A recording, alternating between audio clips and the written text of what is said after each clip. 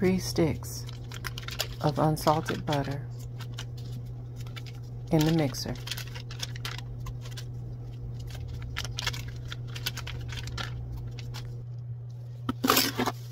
Next, add 2 1/4 cups of sugar with your butter and cream those together until light and fluffy.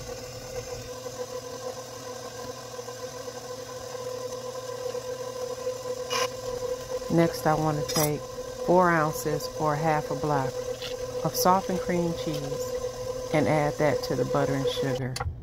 And I did forget to mention that the butter was unsalted and also at room temperature.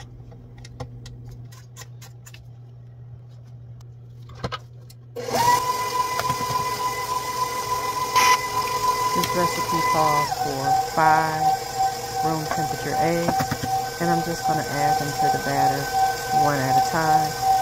The mixer is actually on a medium speed, but because the video is sped up, it looks like it's going faster than what it really is. So just keep that in mind. You don't want to mix this at a high speed.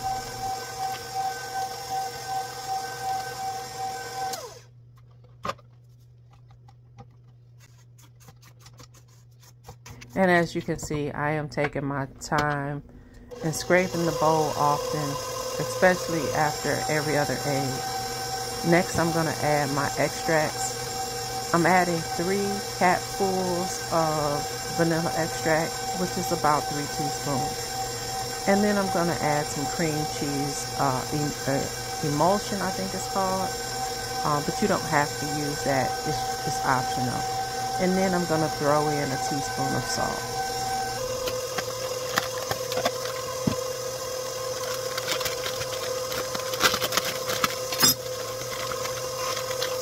So lastly is the flour, and we're adding 3 level cups of flour.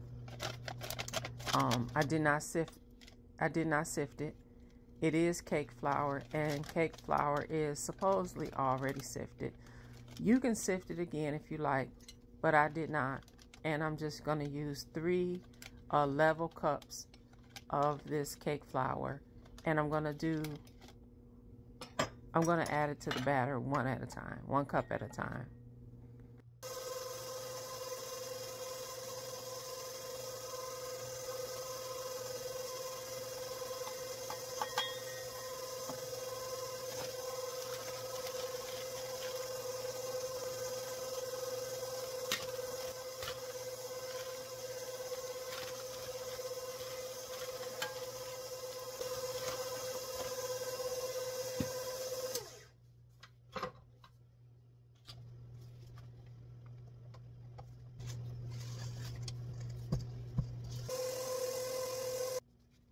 Now that my batter is finished, I'm just going to give it a last mix with my spatula. And now I'm going to divide about half of the batter, maybe a little less than half, into a separate bowl, because I'm going to make that my red velvet mixture. And I'm using Red Velvet Elixir because it already has the food coloring and cocoa powder in it. And I'm adding about 1 tablespoon of Red Velvet Elixir to the bowl. And I'm just going to mix that together. And I'm going to keep the 2 batters separate until it's time to swirl them together.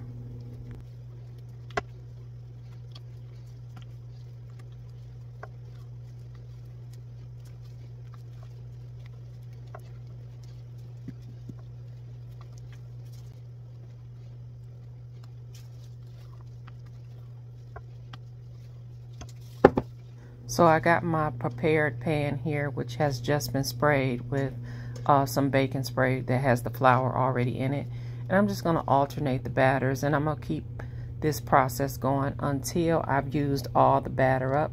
I do take a toothpick and just kind of swirl the batters around, just kind of trying to evenly distribute the batter throughout the pan and make some type of a pretty pattern, but you can do it however you see fit.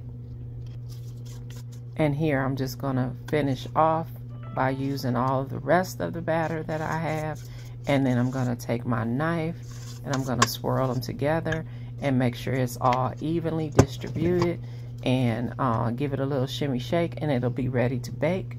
I did bake this in a preheated 325-degree oven. This is a 12-cup bundt pan, and I kind of reduced the amount of ingredients that I would usually use for this recipe so that I could fit all of the batter in this pan. So it ended up baking for about an hour and 10 minutes, not long at all. And I let it cool in the pan for about 10 minutes before I decided to flip it out. I did end up garnishing this cake with a caramel glaze.